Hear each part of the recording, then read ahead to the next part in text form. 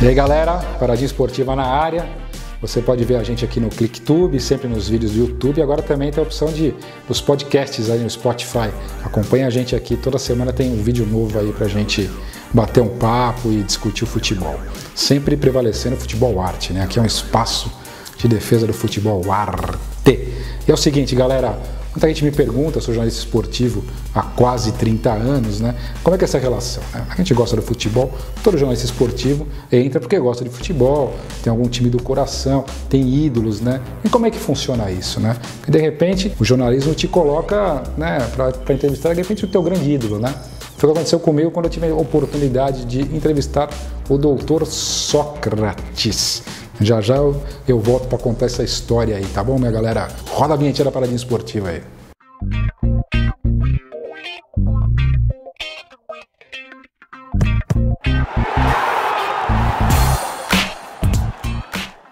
Bom, olha aí, ó. Dr. Sócrates, meu grande ídolo. Eu era adolescente, Corinthians da democracia corintiana, quer dizer, o Sócrates era meu ídolo, não só dentro de campo, né? Um baita jogador. A gente às vezes fala muito do Sócrates fora de campo, importantíssimo na campanha das Direta Já, na luta pela democracia corintiana, né? Onde os jogadores se posicionavam, tinham suas opiniões, enfim. Foi um marco, né, no futebol e até hoje é lembrado sempre, né? O saudoso Dr. Sócrates. E aí, o que aconteceu? O Sócrates era meu ídolo, como é que é essa relação, né? Você é jornalista, né? Aí o que acontecia, né? Algumas vezes você tinha... Qual era a minha relação com Sócrates, né? Que eu não conhecia pessoalmente até então. Eu ligava para ele às vezes de algum assunto ali, eu estava nas Notícias Populares, ou na Gazeta Esportiva, ou no site Esporte Já. Eu tinha esse contato com ele mais por telefone, enfim, né? Queria saber alguma opinião sobre futebol, enfim, ligava para ele e tal. E aí, em 2008, 30 anos de Sócrates no Corinthians, né? Ele chegou em 78 no Corinthians, conversando com...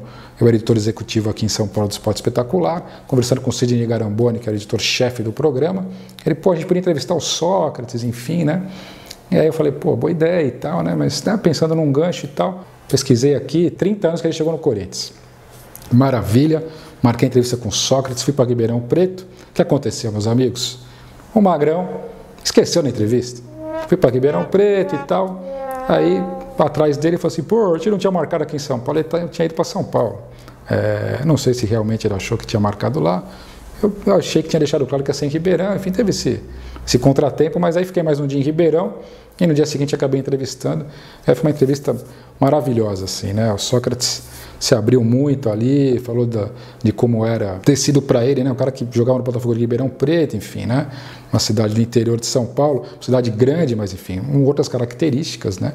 Ele contou coisas curiosíssimas, né? Quer dizer, pô, cheguei em São Paulo, não aguentava mais ouvir o barulho do telefone da minha casa, né? Porque toda hora me ligavam em casa, eu mudava de telefone constantemente, mas aí meu pai passava o meu telefone, o repórter ligava para ele passava o meu telefone novo para o repórter. Eu falei, pô pai, você passa o telefone? Pô, como é que eu vou falar que eu não tenho o telefone do meu filho e tal? E aí eu tive a oportunidade de entrevistar o Sócrates, nessa entrevista para o Esporte Espetacular, 30 anos da chegada dele. Sócrates foi um craque pensador, e nessa entrevista o repórter Marcelo Tchepo revisita uma vida marcada por emoções, sucessos e polêmicas. Aí, outro fato curioso, né? Entrevistei o Sócrates, e aí acabou a entrevista, né? A gente tomou algumas cervejas, enfim, batemos um papo, né?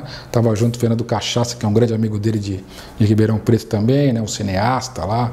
O Sócrates cuidava do Cine Cauim ali, que é no espaço de cultura ali para os habitantes de Ribeirão Preto, né?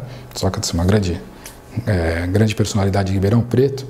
E aí voltamos, né? O Magrão, pô, tirou uma carona até o aeroporto e tal. E aí ainda tomamos a saideira lá no caminho. E aí, aquela coisa de ídolo, né? Daqui a pouco a gente está conversando, o Sócrates parecia meu melhor amigo, assim.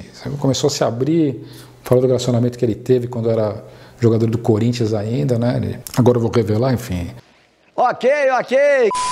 Esse assunto até depois já virou público, saiu no livro do Gilvan, a Rosemary falou disso depois no Amaury Júnior, enfim. Na época não comentei sobre isso, enfim, né? Até porque a entrevista já tinha sido gravada e também era um assunto, né, fora da entrevista, né? Ele acabou se abrindo, dizendo que tinha sido apaixonado pela Rosemary, né? Ficou apaixonadíssimo, chegava, um dia que ele saía do treino, ia para o Rio, depois voltava, treinava à tarde, uma coisa maluca, assim. e até na época, isso em 2008, né? Infelizmente o Sócrates morreu 3 anos depois, ele falou que tinha até reencontrado a Rosemary recentemente e tinha voltado ali, né, a ficar deslumbrado por ela, enfim. O relacionamento não foi para frente, mas a própria Rosemary depois falou disso em entrevistas, falando dessa paixão que ela teve com Sócrates, enfim, né? São momentos assim, né? Aquilo que a gente conversou anteriormente, quer dizer, você, jornalista, tendo a oportunidade de falar com um grande ídolo, né? São coisas que a profissão acaba te proporcionando, né? A gente tem o profissionalismo, né? Claro, né? Você não é amigo dos jogadores, enfim. Eu já fui chamado de palmeirense no Corinthians, de corintiano no Palmeiras, né? Enfim, isso acontece. Você está lá fazendo o seu trabalho, né?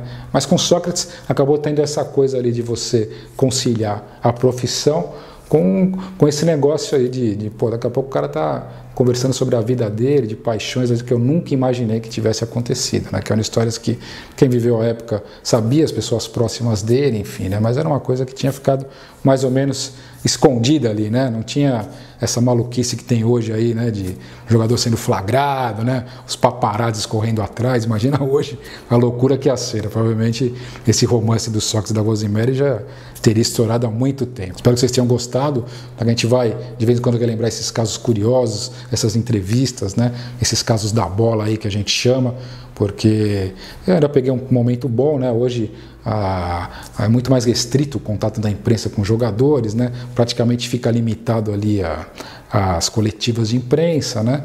E nessa época a gente tinha um pouco mais... no caso do Sócrates é uma entrevista especial marcada, né? Mas no dia a dia ali você tinha a oportunidade de falar com jogadores ali antes e depois do treino, escolher quem você queria falar no campo, enfim, né? Essa é uma outra discussão também.